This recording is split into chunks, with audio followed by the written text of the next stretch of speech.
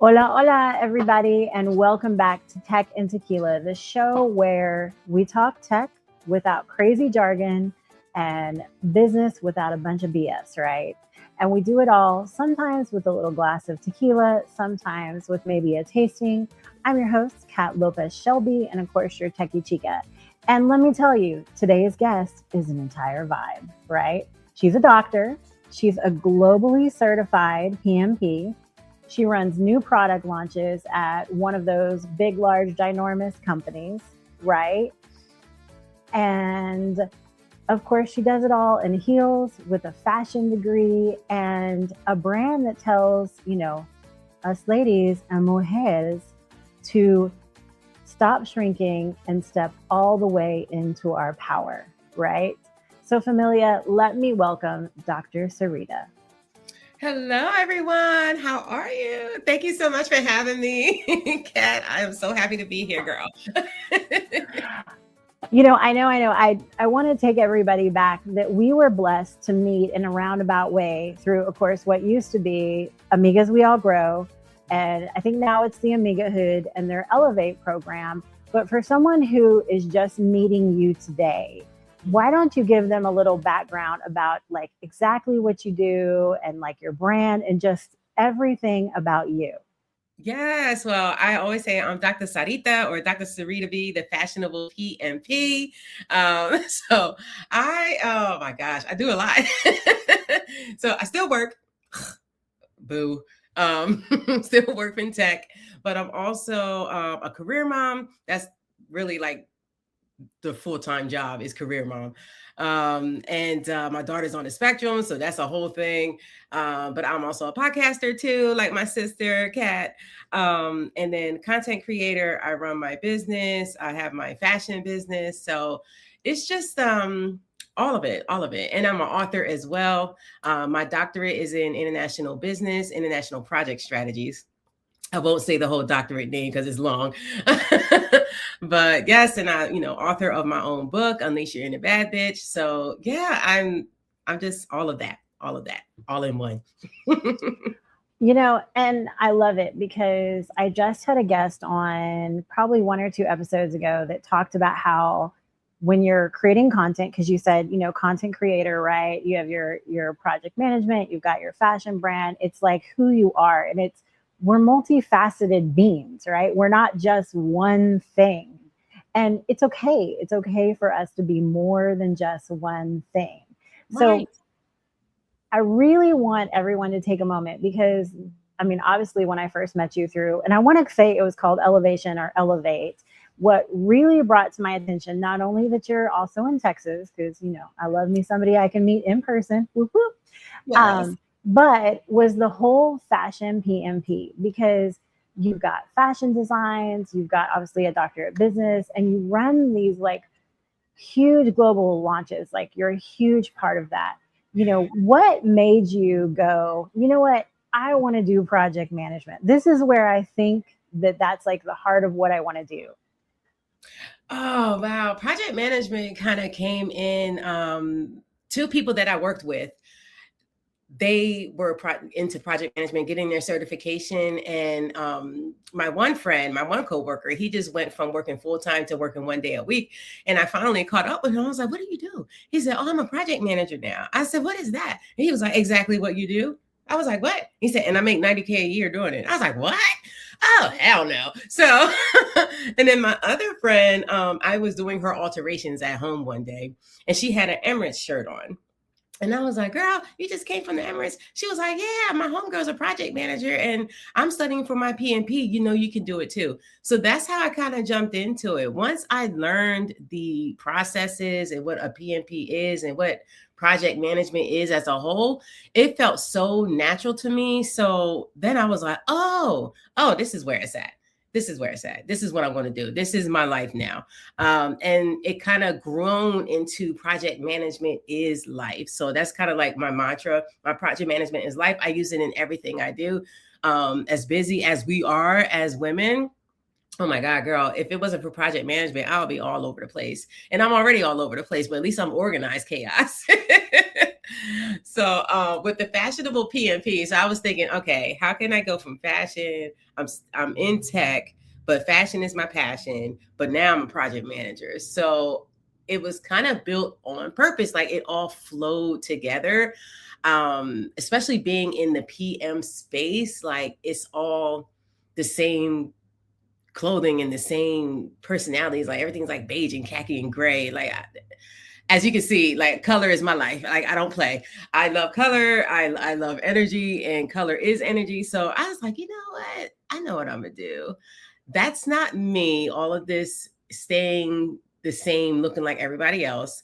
It doesn't have to be me, and I could just be the fashionable PMP. I always believe that you can be sharp, certified, and strategic and show up in a full glam, in a full look. So that's what that two merged together.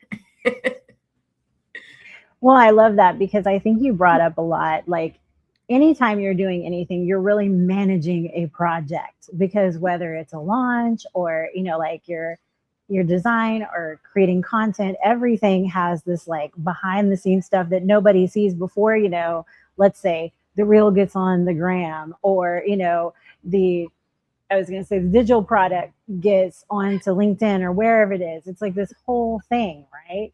And so I just love that. I like how you combine it too. But, I would be remiss if I didn't talk about one of the biggest things. And of course, that's your book, which I have a copy of. Unfortunately, I don't have it here, so I can't like hold it up. I got but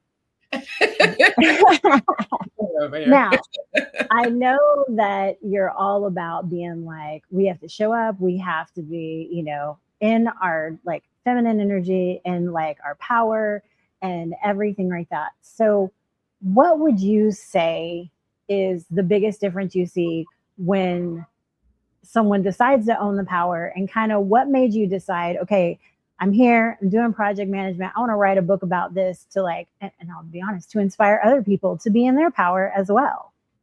Yes. Oh man, it's Unleash Your Inner Bad Bitch. That's the book title. It came from, I said this before, but I was in a very dark place a few years ago. Just frustrated with work, frustrated with my home life, and the situation I was going through with my then marriage. I'm divorced now, thank God, and it was the best decision I ever made. I was happily divorced, but just all of that. So it just kind of like triggered into like, I'm going to write a book, because the saying like bad bitch, like, or bitch in general, like people don't like saying it. It was like, oh, that's a bad word and everything. It's like a term of endearment for me. Like I say it all the time. But I was like, okay, so how can I freak it? Bad bitch. Oh, because if I'm going to be a bad bitch, I'm going to be beautiful, bold, intelligent, talented, creative, and heroic. So I broke it down into an acronym. And that from all the pain that I felt, I started writing my book. I even had to take some leave off for mental health, and it just kind of like poured out to me. And when I was working with the publishing company, and I had my editor, and she was reading my first draft, which I thought was a masterpiece. Like I thought it was ready to go to market. Like, okay, this is it. It's done. I don't have to do any rewrites. She was like, what is this? She was like, oh, no. Flip this, move these chapters here, take this over here, move this, add this. But then she was like, I need more here. So the stories I shared, she was like, no, I need you to share it like you are an author. And it was triggering to do that, because I had to relive those moments very specific to me. But it also was powerful and liberating, because I thought, oh my God, what could I have done? Because a lot of the stories that are in my book, I didn't really fight back on, or I just let it ride, which I had to say, I had to be honest and be like, oh man. So I didn't do anything. But if I could go back in the hands of time, I would have done this. And this is how you handle it as a project manager.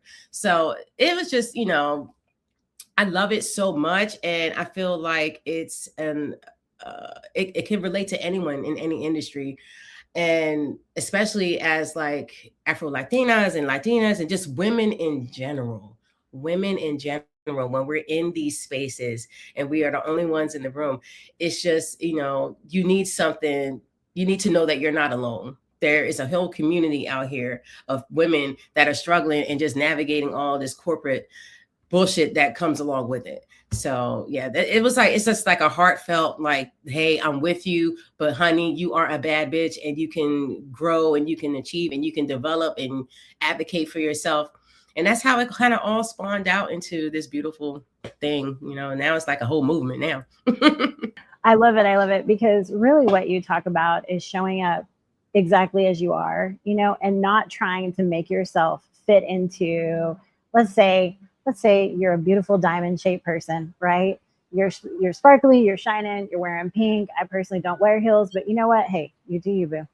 I like, but it's, you know, what you were talking about, like the beige and the like looking like everybody else. And, you know, and I don't want to say fear, but sometimes as females, we're like, you're nervous about seeing as being so aggressive, as being this. And it's like, why? Why are we not showing up as, you know, who we are? And obviously it's meant to be an inspiration so that people can give themselves permission to show up and be like, this is who I am. I'm amazing. Like, get out of my way, for lack of a better term. So what do you feel like really happens to like yourself, obviously, but to any female that you see when you get to the point you're like, I'm done apologizing for one, being good at my job or good at what I do, and two, for being me and showing up as me today? Yeah, it's living in your authenticity is hard. I'm not going to say it's easy. And I guess that's why like a lot of people still like just go with the mold and kind of like just blend in with everyone, because it's hard. Like you do have a light on you. But what I've learned over the years is that your work speaks for itself. It shouldn't matter what you look like. And different companies are actually becoming more relaxed on that anyway. As long as you just show up to work and do good work, they don't care what you look like. They don't care what color your hair is. You know, don't come to work looking like you're going to the club. But but you still, you know, there still is like a business casual, but you can still slay with a business casual. And just keep a little piece of you. If you showing up with just something, like if you just do your hoops, if you just do your wings, if you have like your cultural scarf on, you know, or you just have a little something that's bright, a badass jewelry, something that's just like, this is me, even though I may have this blended in, but this is me. And this reminds me of who I am. This makes me happy. And if I'm happy, I'm going to do a good job. If I got an attitude and I hate what I'm wearing and I'm uncomfortable too, you ain't going to get shit out of me today. Like, I already got an attitude. I'm not doing nothing. Leave me alone. So you need to be comfortable. You need to be happy. Have that piece of you, have that authenticity with you. That's how like I've just become comfortable. If I'm comfortable at work and I think I'm slaying and I know I'm slaying, and I'm just like, okay, let's knock this project out just like I knocked out this outfit. Like, come on, girl. Like, let's go. So yeah, I hope that like helps people to kind of like ease away from like being in the mold and then just standing out, because you're going to stand out anyway. So Exactly. I mean, you know, obviously, since both of us work, I would say in tech, adjacent to tech, around tech, whatever term you want to use, you know, there are spaces where you literally are the only female around, or per se, the only, you know, I was going to say not bro tech, whatever you want to term. You use your term, put it in here for yourself. But, you know, you talk about like, you stop waiting for permission. You live in this authenticity, and you talk about like sometimes it can be a little like you are shining a light on yourself where people see you all the time. Even with all that, right? When you stop waiting and you step into your personal power, you know, is there like one particular moment or one particular thing where you had this moment where you thought this is scary, but looking back, you're like, this was completely the right way to go about it. Like, you hit that goal, you move past it. Just there were a few moments, and I still get nervous to this day. Like, I'm human. I'm human, especially when I'm in a room full of execs or senior leadership and I got to present my project. It is like terrifying. But if you know your shit, you know your project well, there's nothing to be afraid of. So I've had a few moments like that, but I think like the first time where I actually had a moment like that, when I was in the room, and I literally was the only Black person in there, the only Latino. I know if I'm the only Black, I'm the only Latino too. And I was just like, ah. The only person of color at the table. And there was a moment in that meeting where I had the answer, and I knew I had the answer, but I felt like that moment where I'm like, oh gosh, should I wait? Should I let somebody else? Maybe somebody else is thinking the idea. Like, these are the things that go in. This is like that self-doubt that kicks in because you by yourself, you just like, oh my God, I could just co-sign. And then I was like, you know what? No, girl, get them butterflies out your stomach. So then I was like, you know what? No, I'm gonna say it. I said the idea, spoke it clearly, directly, with receipts, and the whole room shifted. Oh, and that there, I was like, ah. I was like, yes. So the moment taught me something that now I tell every single woman that I work with, that I like talk to in my communities, and I especially like put this in my podcast too. Like, the permission you're waiting for is never coming, girl. It's not. It's not. Nobody's going to tap you on your shoulder and say, okay, what do you think? Because that's the problem in corporate now, is that women are ignored, especially if you're the only woman in the room too. No, honey, you can speak, you can lead. And even if the idea doesn't get taken, or if they don't pursue it further, or they just like, you know what, that's a good idea. It's that putting in that question, putting in that curiosity, and not being afraid to do it, but you're doing it afraid. You're doing it afraid. So it's like, you could do this. You could do this, but you just got to do it one time and you're addicted. One time and you're like, oh my God, oh, that wasn't so bad. Oh, okay. I could do this now. And that's how I kind of like rolled with it now. Yeah. No, I love that. It particularly makes me think. I was on a I would say a sales call, maybe a business call once, with a bunch of other females, happened to mostly be, Latinos, people of color. And they were talking about, when you have a decision or you have a choice and you're thinking about it, what do you feel?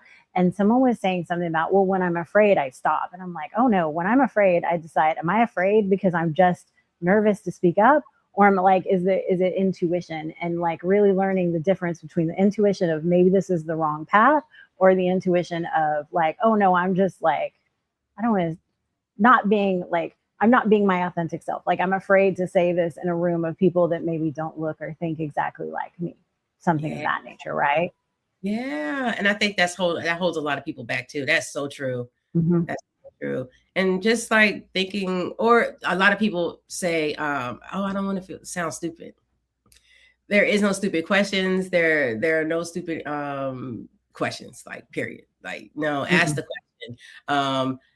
Throw out a solution, even if, like I said, like, even if that's not the solution that they're going to go with, it could get someone else thinking, oh, wait a minute, that's not possible, but maybe we could do it this way. Like, you gotta speak up. You have to, so you can, earn your place and be like, yeah, I have ideas too. I'm not just sitting over here with my hoops on. Yeah, I like to talk about it as, in the field that I'm in, there's all these trusted tech advisors, right? Shelby Tech's not the only one. But I like to say that, like myself or whoever you may be, you are the special sauce to that solution, so to speak, because they're working with you, because you bring what your experience, your everything to the table. And, I know from, of course, one of your titles, which is, just because I'm a bad bitch doesn't mean I'm a bad mom. That, that's one of those, like, we bring, project management, everything into what we do. So I know that you have talked about something called a guilt audit, and kind of, I guess my thought process is, what does that really mean? And how does, like, somebody like a tired mom, or somebody who's like feels the B word, which for me is burnout, not what normally people think of, do to actually like do one, change maybe that path they're going on, things like that. Yeah. Oh man, I swear, like, motherhood is just it's like you can't prepare for it. Like, period. Like all those books, what to expect, not expecting, and all that stuff. Like you can get like a medical book to help you with like the weird things, the weird throw ups in the middle of the night and diarrhea and all that, like all the gross stuff. Yes, there's medical for that. But motherhood is crazy. But it's naturally like it kicked in. As soon as my daughter was born, Mama Bear kicked in. Bam. I was ready. I was like, oh my God, I just know how to do things, and I don't know how I know, but I just know. And plus my mommy was there with me too for the first couple months. So she helped me out a lot. I love her so much. But yeah, it's as a career woman though, as I was going through like getting back into work after maternity leave, and having meetings and all that. Like my daughter was at home until she was 18 months. But luckily I was working from home at the time, because this is like the very tail end of COVID. So she was born in 2021. So we were still like at home most of the time. So she was home with me. I didn't put her in daycare.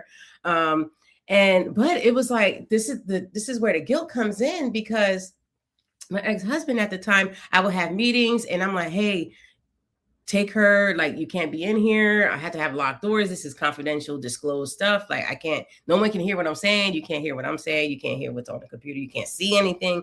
Like, seriously, these are like high level projects. And then like, he would just like come into the room anyway. And then he was like, you put your job above your family. I was like, oh my God. I was like, are you fucking serious? So I was like, oh my God. So I felt bad. And that's where the guilt trip come in. So I felt guilty for anything. I felt guilty when I had to go on a business trip, because business trips, they're not all the time, but I do travel a lot. I probably travel like once or twice a quarter. And that's more than, and this is just for work or business, like period. And I didn't want to stop that part of me, but I felt guilty doing it. Even though my mom or my ex-husband at the time was watching her, I felt so guilty. So then I was like, wait a minute. So I can't be a career ambitious woman now.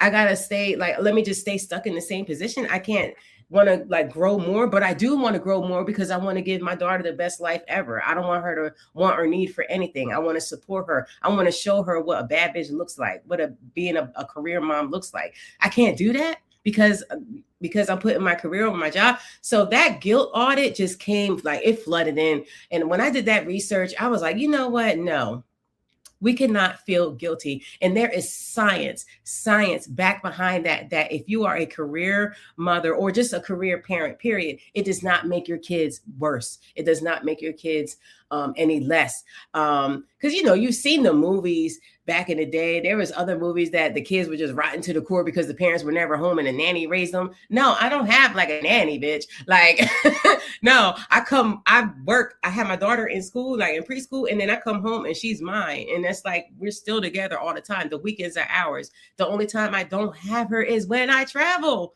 So I'm like, why is that being guilty? Why is that? So you really have to do an audit, because that's killing us. That holds back your power. That holds back women from, doing things. So many times you hear about women like, oh, I focused on my family and I actually started what I really want to do when I was 50 and they were already 20.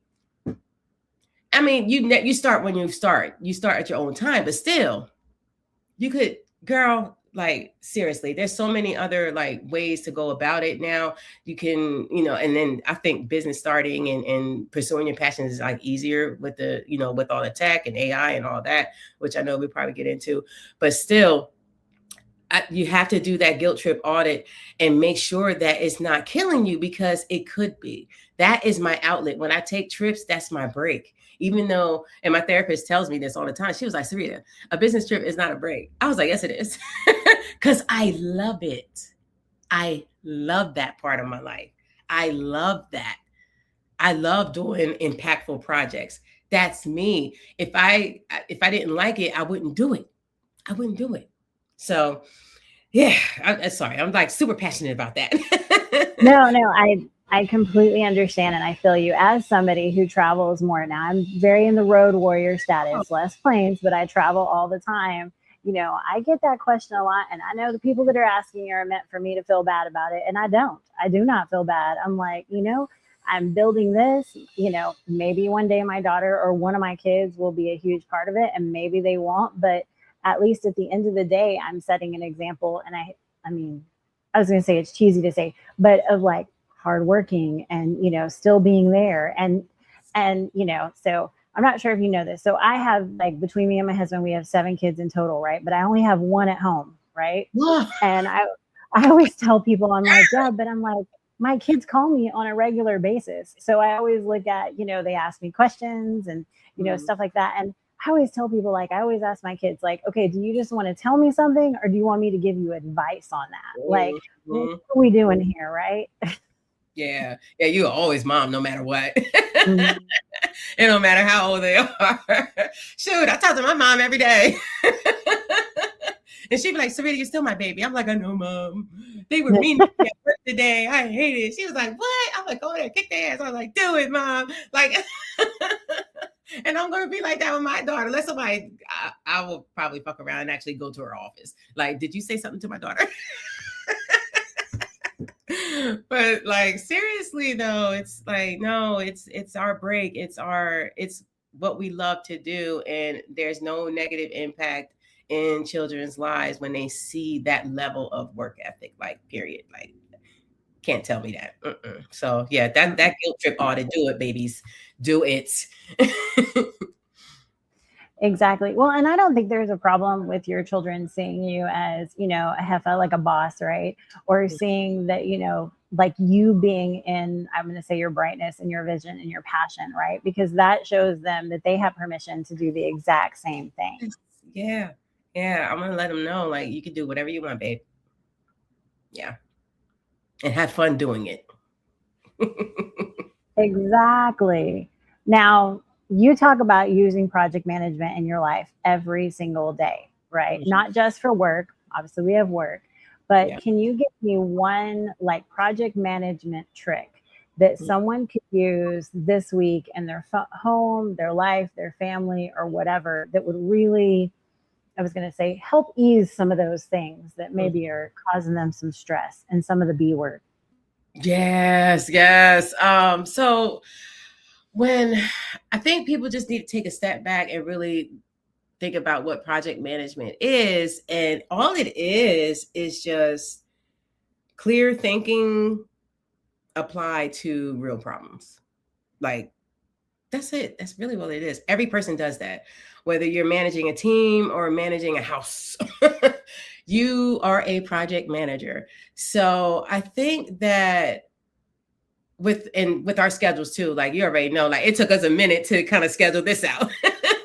Because we were like, okay, girl, I'm traveling this week. I'm traveling next week. Okay, I got this. I got that. I got this event. So one thing that project management does and requires is organization.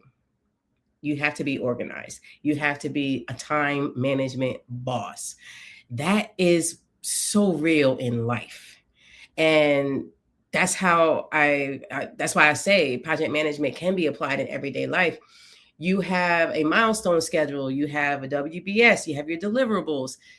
Just translate that into your life. What does your home calendar look like? I have my calendar on my phone that has like connected to all 8 of my emails. I know I'm crazy, but all of my emails. So that way I see where the gaps are. But I also have my calendar at home, like my little dry erase board that I love decorating. It's fun for my daughter and everything to look at. But that's where like the traveling and the doctor's appointments, stuff visible around me that I'll never forget. It's that same level of organization comes from project management. Those are like, what they call them, Gantt charts. And I don't even use Gantt charts at work. We don't, we use Quip and all kinds of weird stuff. But Gantt charts is the same as having just like a calendar, your milestone schedule. So that's the main thing. That's the like huge benefit. And there's more to it, like scope creep, which is a change in plans. Just translate the terms into life and it will be easy to implement. It will be easy to like compare the two. You're like, oh, well, I handled it that way at work. I can handle it the similar way at home. So, change management, like all that stuff, that's all project management, all of it. So yeah, that's kind of like how I was able to like translate it into real life. And that's why it is a part of my life. Yeah. Even though my office looks like a mess right now as I'm looking at it. It's killing me. I'm like, I need to put these papers away. Like it's getting on my nerves. I need to put them in a file cabinet. No, it's funny you say that because I always think that, not that this is a really different view, but I say, okay, so we have this problem and I want us to think like solution. Like what is the solution to the problem that we're having? And then like work your way through that. So that's like kind of my version of project management. But I love when you talk about the different calendars because I always tell anybody who is reaching out to me or talking to me about like, oh, I'm really struggling or I can't figure out how to balance, which I'm gonna be honest. I verge. I don't think that life ever is perfectly balanced. I think you get to like what works best for you. But I'm always like, okay, you have to figure out number one, what are you doing weekly? And then what are you doing monthly? And then figuring out like how are you doing your check-ins. So I think that's very similar to thinking about project management. Like if something's going left, right?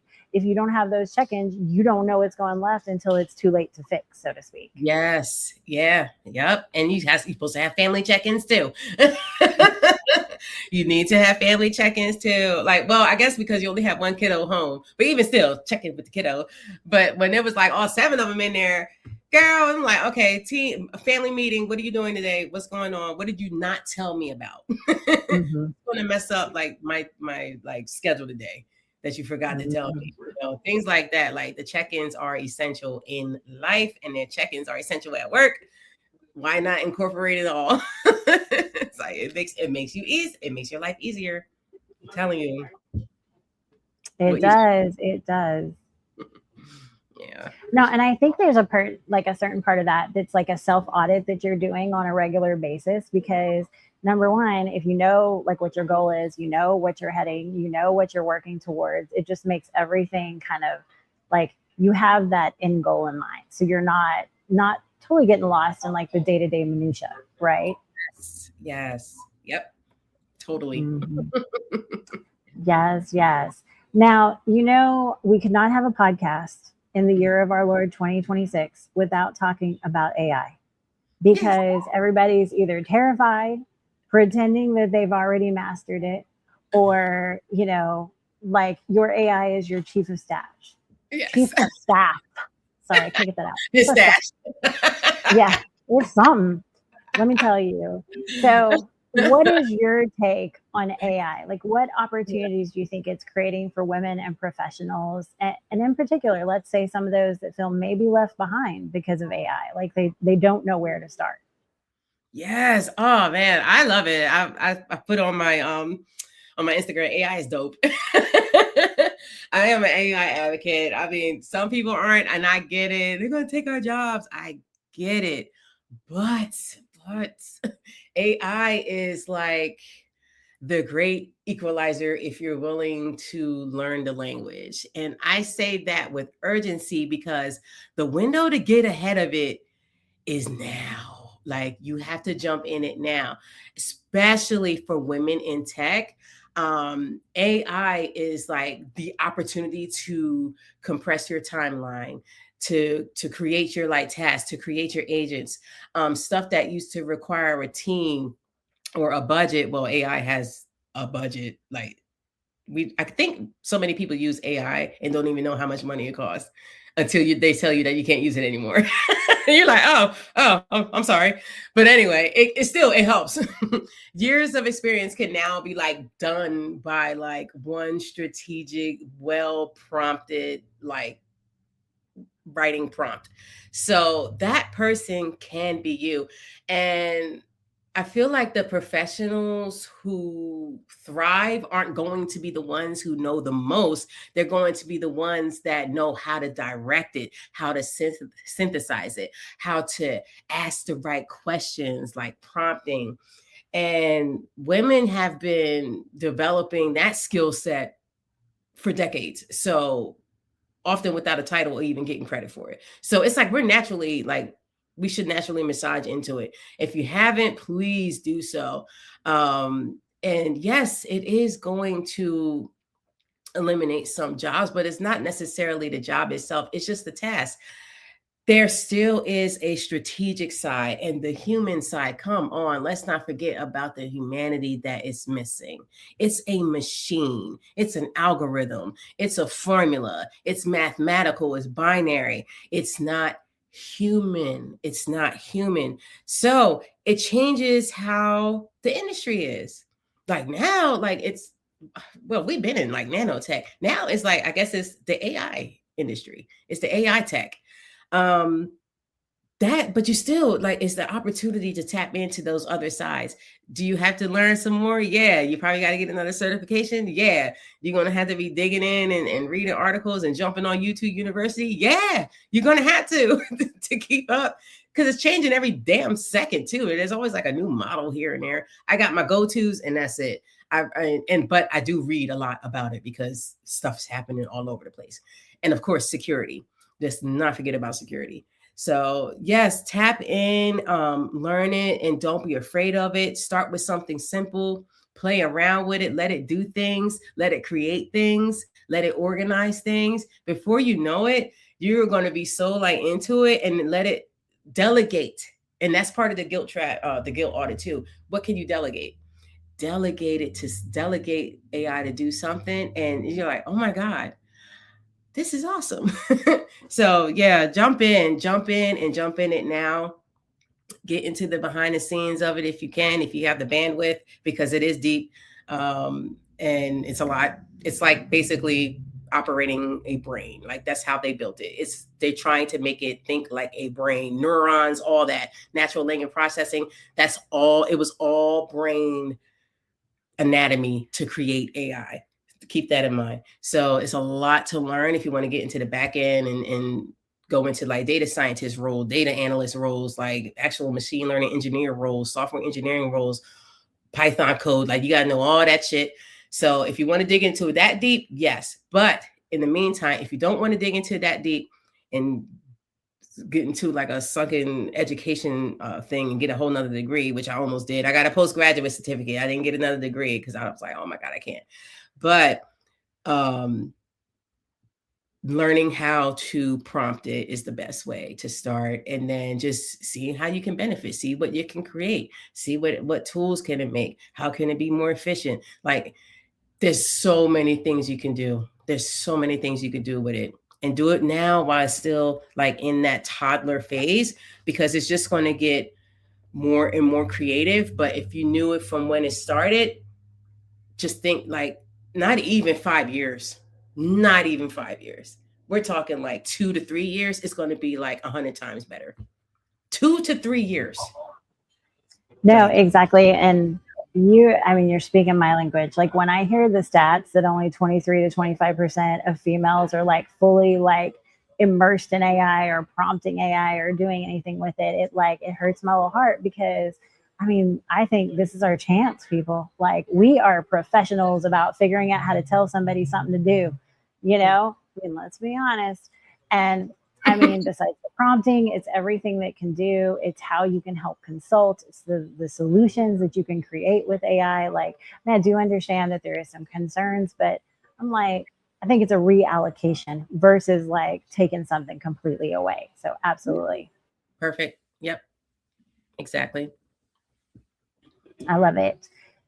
Now we've spoken about the guilt audit. We've spoken about project management and everyday life, but what we haven't talked about is sometimes when you are in tech, it's the ability to stay resilient. So,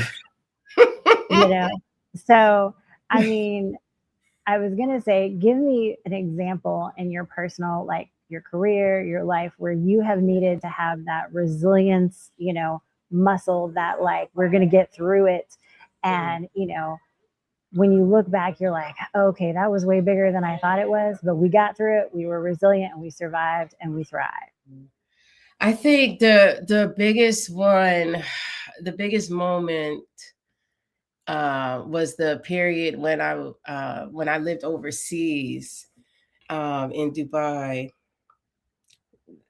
Girl, that resiliency was like, I didn't even know what resiliency was. That was the definition of resiliency. Like you could take a hit, bounce back and just don't let everything that happened to you like drown you or just live in pity and all that. Like, no.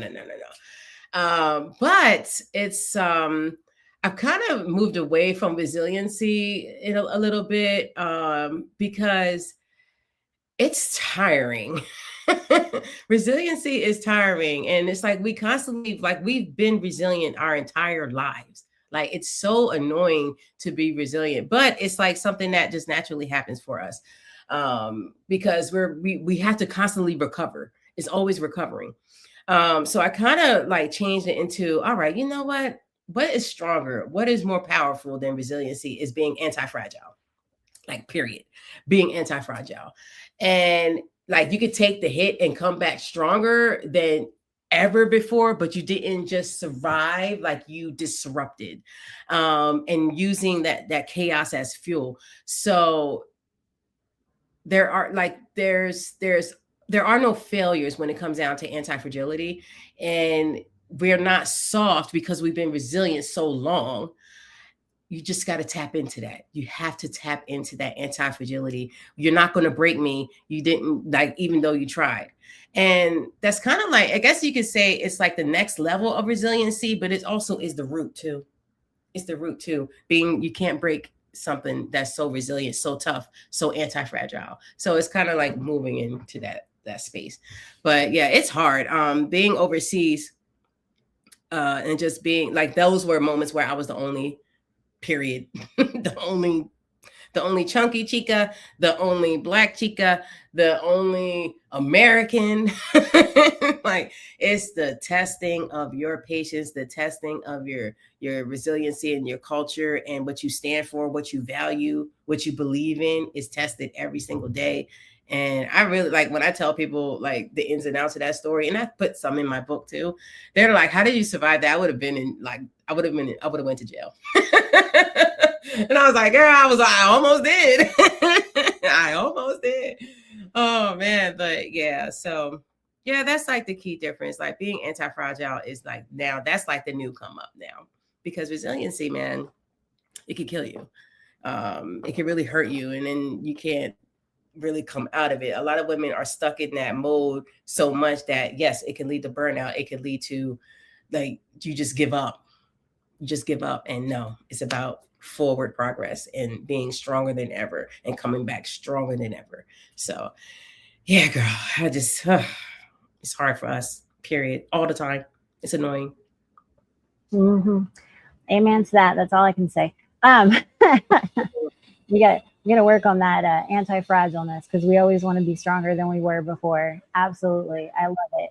Now, this is more of a fun question. We were very serious for a second. But if you could go back in a time machine and tell like your younger self who didn't have all this figured out yet, what would be the one thing that you would say to her? Oh, for one, get your education. Try to finish as early as you can. Which I kind of did, but it still took a long time. Like, I was in school, out of school, in school, out of school. So knock your education out. But 18 to 22, knock it out. Because you can do your BA, your MBA in a year. And then if you want to be a doctor, you can do your doctorate. But I don't recommend it. I would not tell my younger self to be a doctor because that work was brutal. But also get your PMP certification fresh out of high school. Get your education and just constantly be yourself and advocate for yourself.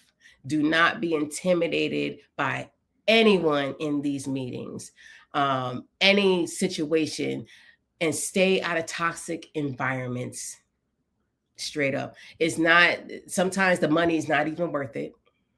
It's not even worth it.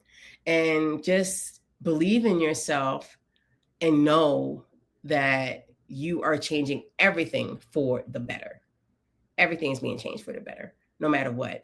Take risks, take leaps of faith, and believe in yourself, and know that your future self is going to be like, you won't believe what your future self is going to look like. Yeah. So yeah, that's what I would tell myself. I was a different No, I love it. I love it because, for some reason, anytime I ask that question or anytime I talk to somebody, I always think like we're so hard on ourselves and we have to take a moment to think, you know what? We wouldn't know what we knew if we didn't go through what we did. So you got to get, from point A to point B, right? Yeah. And that is why they say hindsight is 2020, because it's clear when you're looking back to the past. You're like, why did I do that? Why did I put up with that? No, not doing that again.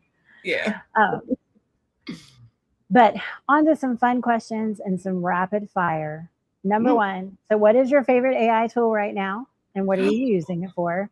Oh, okay. I am torn. I am so torn because, okay, I say this.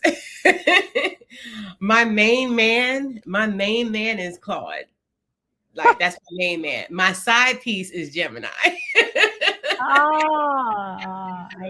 I can feel you on that one.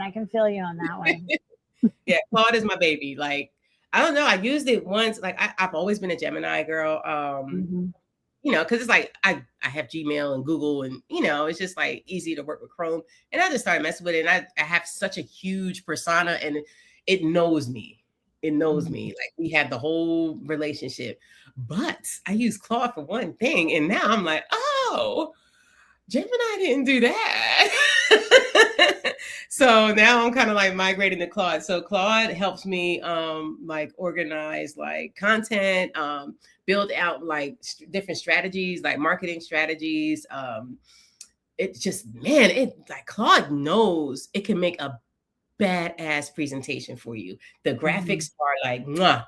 So like, I was like, hey, I'm doing a presentation. Here's like my key points here, my key takeaways, build it. And it's like dope. And it's in my voice. Like I have like 3 different agents on there. It's just, I love Claude so much. And I love Gemini too. I feel like from the graphics side, Gemini's better.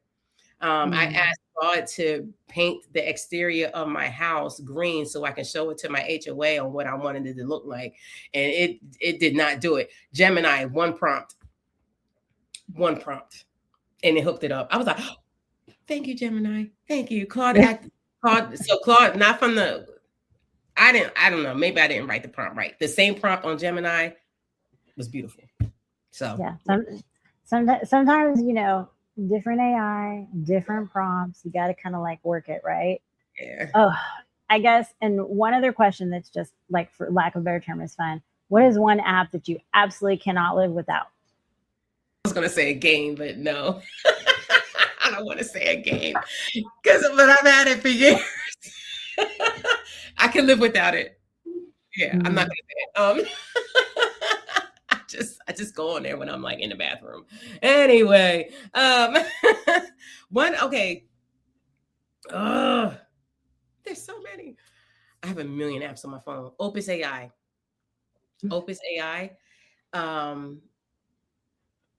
It like I can't live without it. Like seriously.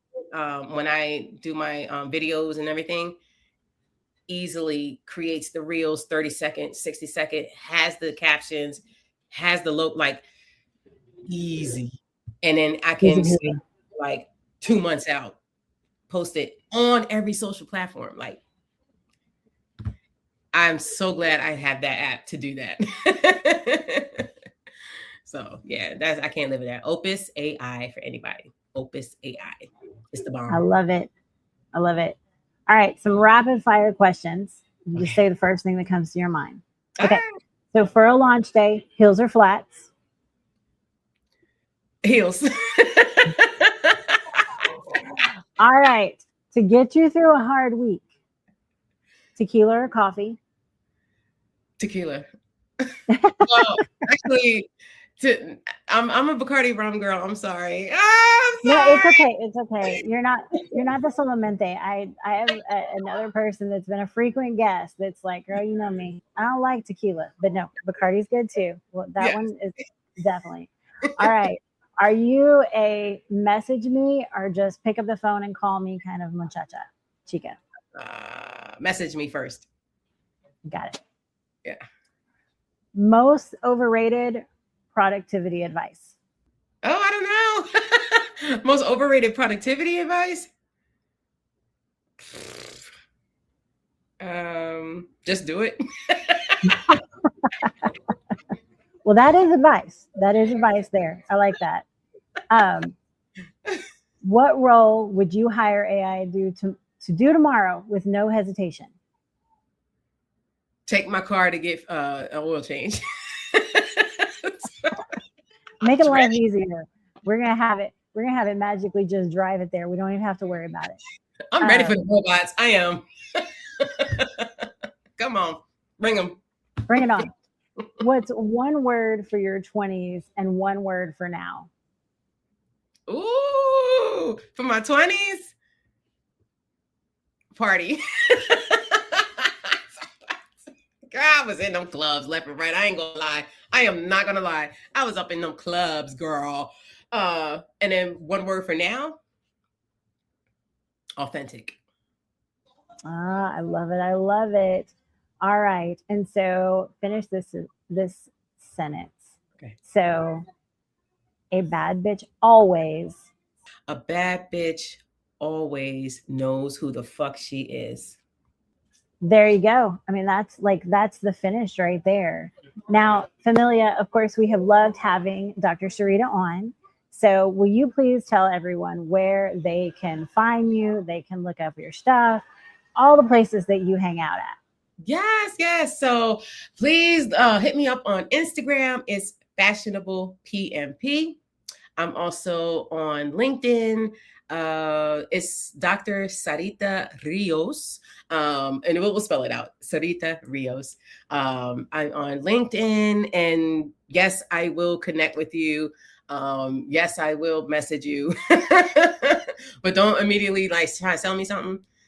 Cause that's like, LinkedIn is like popping. I was like, damn, why everybody just like, hi, how you doing? Here's a pitch. I'm like, damn, can we talk first? Also, my website is drsyreetabond.com. Yes, there was the previous name, but that was my doctorate and my authorship. So I just kept it for that. It's my pen name now. It's my pen name, drsyreetabond.com. And you can stay in touch with me there. No, I love it. I love it. Well, thank you so much for joining me today. I really appreciate it. Obviously, I will put all the links down below in the summary and everywhere that they can be. And of course, so first and foremost, I would be remiss if I did not say another thank you to Dr. Syreeta. And obviously, I would also, if I didn't plug my own event, I would not be doing my due diligence. That's right. So if you are in the Austin area on 6/25, which is a Thursday, from 4 to 6 at Mexican Sugar in the Domain, we are going to be doing Tech and Tequila Live. It's going to be a little bit podcast. It's going to be a little bit of tequila tasting, and make sure that you get registered ASAP because it is limited spacing, people, because I'm not bringing out the cheap tequila. Like, I don't invite people to come hang and and we'll even have, some Bacardi for, Miss Dr. Syreeta. But as always, thank you guys. If you found this episode, don't forget to subscribe. And of course, look us up online. Thank you so much for tuning in to today's episode of Tech and Tequila. I hope you enjoyed our conversation today. To stay updated about all things tech and more, don't forget to visit us at our website, shelbyts.com. If you loved what you heard, remember to show your support by liking, sharing, and subscribing to our podcast. Your 5-star ratings and reviews mean the world to us and help us to reach more listeners just like you. So muchas gracias again for joining us with Tech and Tequila. Thank you so much. You learned a lot about tech, and maybe you had a nice drink of tequila.